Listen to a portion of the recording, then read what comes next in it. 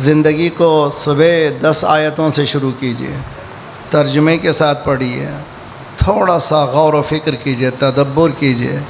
قرآن research کی بک ہے، صرف مرحومین کے ایصال ثواب کی کتاب نہیں ہے۔ قرآن زندگی کی کتاب ہے، قرآن کتاب نور ہے۔ قرآن سے قریب ہونا یعنی زندگی سے قریب ہونا، قرآن سے قریب ہونا یعنی نور سے قریب ہونا، قرآن سے دور ہو جانا یعنی زندگی سے دور ہو جانا، قرآن سے دور ہو جانا یعنی نور سے دور ہو جانا۔ چنانچہ ہم مسلم معاشرے میں دیکھتے ہیں آج ہم ٹھوکریں جو کھا رہے ہیں اس لیے کہ اس قرآن سے کوئی واسطہ ہمارا نہیں رہا ہے۔ اگر ہمارا واسطہ قرآن سے ہو جائے تو ہمیں کسی کی ضرورت نہیں ہے، اگر ضرورت ہے تو اللہ اکبر، اس کی ضرورت ہے، اس کے بعد پھر ہمیں کسی کی پرواہ نہیں ہونا چاہیے۔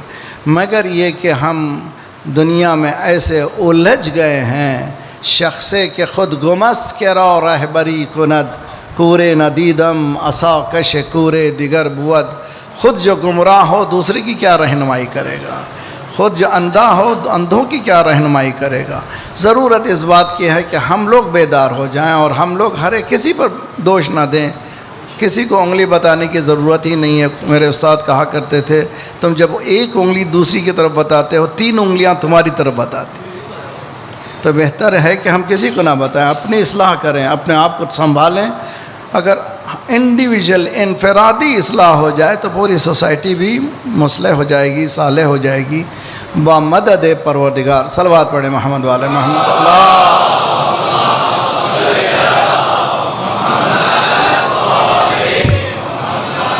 وَأَجِّلْ أَفَرَأَيْتَ مَنِ اتَّخَذَ إِلَٰهَهُ هَوَىٰ۔ قرآن ہے، ایک ایک لفظ جو ہے بہت ڈیپ ہے، بہت زیادہ فکر کا متقاضی ہے، ڈیمانڈ کرتا ہے کہ سوچو، فکر کرو۔ افلا تدبرون یتدبرون القرآن، کیا تم تدبر نہیں کرتے، ریسرچ نہیں کرتے، غور نہیں کرتے؟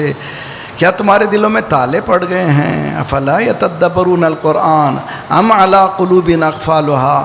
کیا تالے ہیں یہ، کیا تدبر ہے؟ کیا ہم کو لذت قرآن سے واقفیت ہے؟ کیا ہم قرآن سے واقف ہیں؟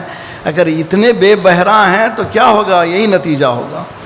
افرأیت من اتخذ الہہ ہوا، کیا تو نے نہیں دیکھا جس نے ہوا یعنی خواہشات کو اپنا خدا بنایا ہے۔ میں سمجھتا ہوں، میں سمجھتا ہوں، میں سمجھتا ہوں، میں سمجھتا ہوں، یہ خود انسان کی گمراہی کا نتیجہ ہے۔ میں کچھ بھی نہیں ہوں، میں کچھ نہیں سمجھ سکتا۔ اگر جو کچھ ہے تو اللہ کی ذات ہے، اگر اللہ ہمیں بتا رہا ہے تو وہی سچا راستہ ہے۔ افرأیت من اتخذ الہہ ہوا، اس کے بعد قرآن اتنے بہترین لفظ کے ذریعے سے، یہ نہیں کہ کوئی بدھو، کوئی انسان پڑھا ان پڑھ انسان، نہ، بلکہ اضلہ اللہ علی علم، ایک پڑھا لکھا گمراہ ہے جو اپنے آپ کو اسمارٹ سمجھ رہا ہے، اپنے آپ کو کامیاب سمجھ رہا ہے، اپنے آپ کو بہت زیادہ مشہور سمجھ رہا ہے، وہ خود گمراہ ہے۔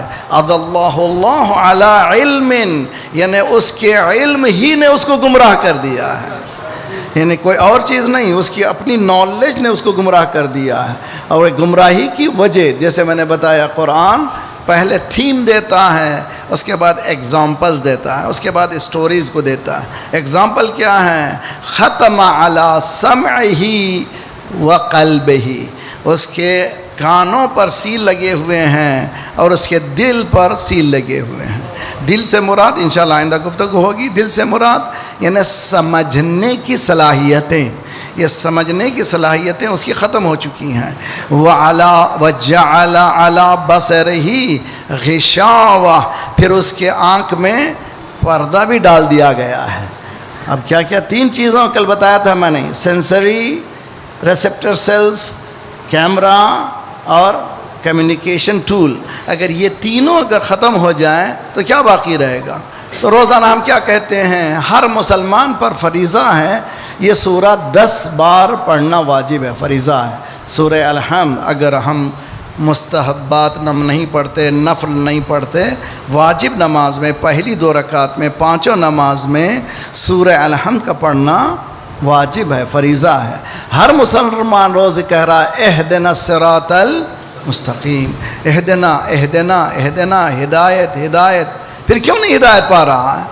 جی اتنی مسجدوں میں اتنا چیخ رہے ہو، بڑے ہی غور سے گاڑا اہدنا صراط المستقیم نکالتے ہو، کیوں نہیں ہدایت ہوتی تمہاری؟ اس لیے کہ تمہارے آنکھ بھی بند ہیں، تمہارے کان بھی بند